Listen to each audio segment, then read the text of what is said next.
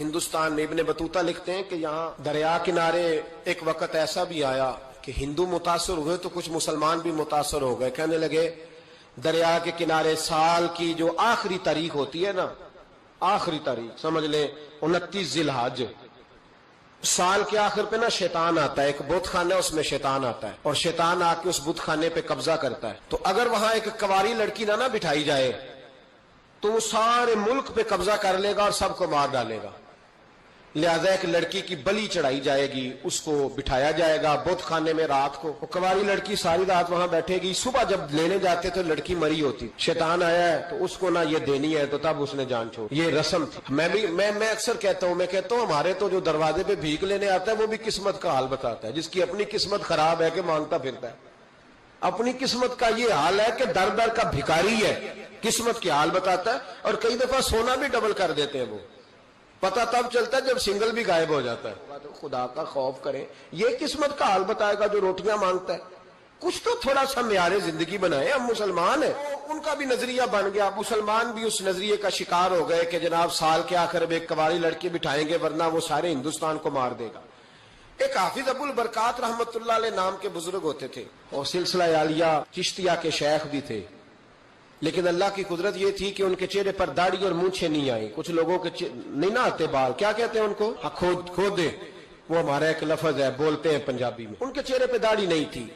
وہ بھی کبھی کبھی اس رستے گزرا کرتے تھے تو قریب ہی ایک بوڑھی اماں کا مکان تھا. تو اماں بڑی مہمان نواز تھی. اس نے دروازے پہ، اگرچہ بیوہ عورت تھی، ایک ہی اس کی بیٹی تھی، دروازے پر اس نے مہمان خانہ بنایا ہوا تھا. آنے جانے والے کو کھانا کھلاتی، چائے پہ شوق تھا اس کا.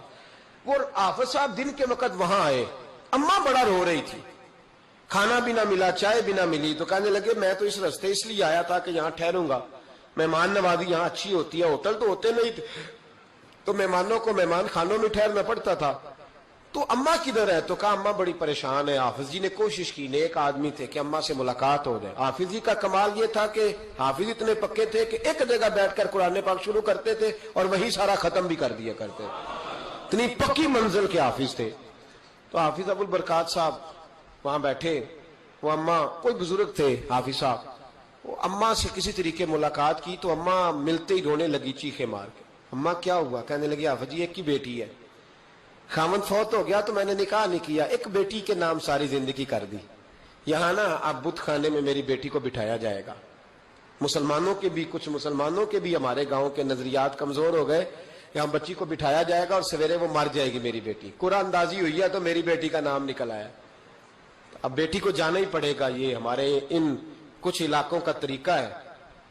حافظ جی کہنے لگے اماں تو اس طرح کر، میں لوگوں کو سمجھاتا ہوں کہ یہ غلط ہے، شریعت اس کو پسند نہیں کرتی. تو میرے ساتھ انہوں نے کہا یہ لوگ نہیں مانیں گے، بہت سارے ہندو بھی ہیں، بہت سارے مسلم بھی ہیں، تو گڈمنڈ ہو گئے نظریات، یہ تھوڑی مانیں گے. ہاؤ جی کہنے لگے اماں پھر ایک اور حل بھی ہے، میرے چہرے پہ کون سا داڑھی ہے؟ تو بیبیوں والے کپڑے مجھے دے. آج میں بیٹھتا ہوں وہاں دیکھتا ہوں کون سا شیطان آتا ہے. عقیدہ مضبوط ہو نا. اقبال کیا کہتے ہیں ارادے جن کے پختہ ہو، نظر جن کی خدا پر ہو، تلاتم خیز موجوں سے وہ گھبرایا نہیں کرتے. کہا مجھے دو کپڑے بیبیوں والے، میں بیٹھتا ہوں. اماں کہنے لگی وہ شیطان واقعی آتا ہے. آج تک جتنی بچیاں گئی ہیں سویرے مردہ ملی ہیں.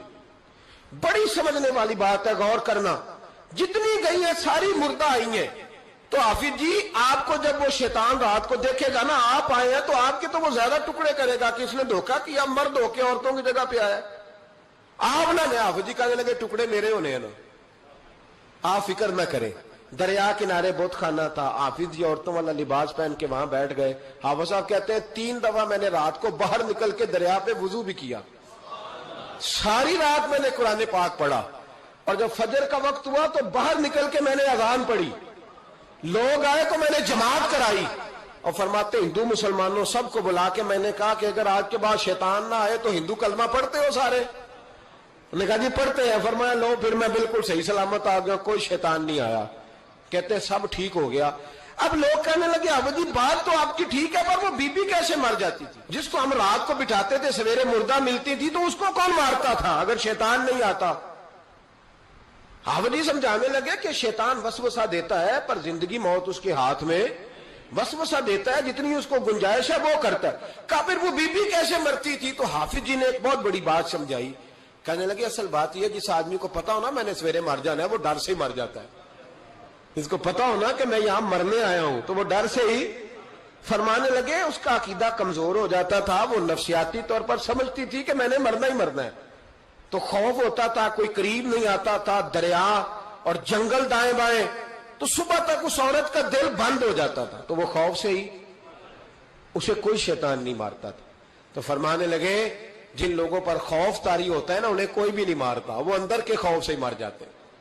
اندر کے خوف. بہت سارے لوگ ایسے ہیں جو نفسیاتی طور پر مر گئے، اندر کے خوف سے وہ لوگ مر گئے، اس لیے کہ وہ اپنے آپ کو مضبوط نہ کر پائے، اندر سے مضبوط کریں اپنے